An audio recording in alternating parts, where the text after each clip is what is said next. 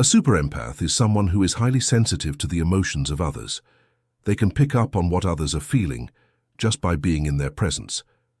And they're also able to deeply understand and share in those feelings. Being a super empath isn't necessarily a bad thing, but it can be challenging at times. When you're able to tune into other people's emotions so easily, it can be difficult to set boundaries and protect your own emotional energy. This is especially true when you're dealing with negative emotions. So if you think you might be a super empath, here are 7 signs that can help you figure it out. Number 1. You're emotionally sensitive. This is one of the most obvious signs that you're a super empath. Because you're so sensitive to the emotions of others, you may find that you're easily overwhelmed in social situations.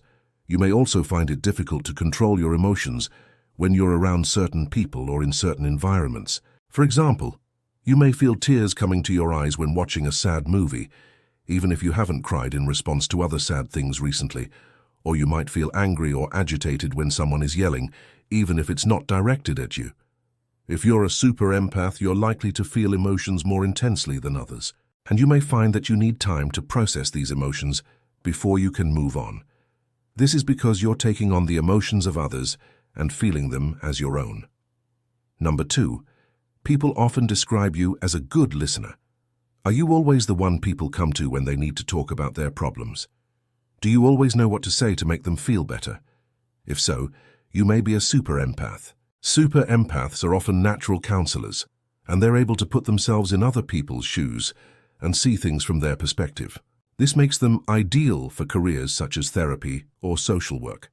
However, it can also make them targets for emotional vampires who just want to dump their problems on someone else without actually working to solve them. Number 3, you have a hard time saying no. Another sign that you're a super empath is that you have a hard time saying no.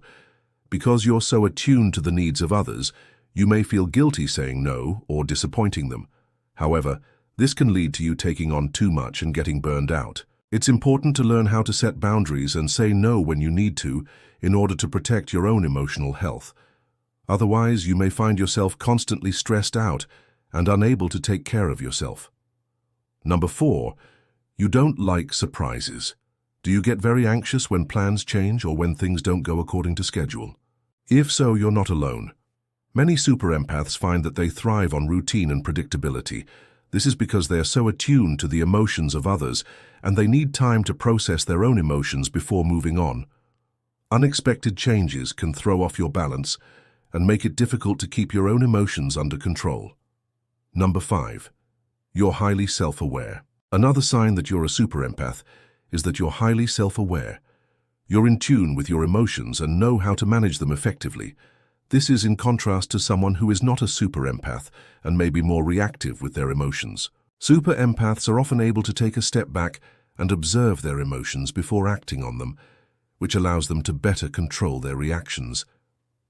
Number 6, you can't stand small talk. Do you find yourself wanting to dive deeper into topics when chatting with people? Small talk can be difficult for super empaths because they're usually more interested in having meaningful conversations. You may find yourself feeling impatient or agitated when engaged in small talk.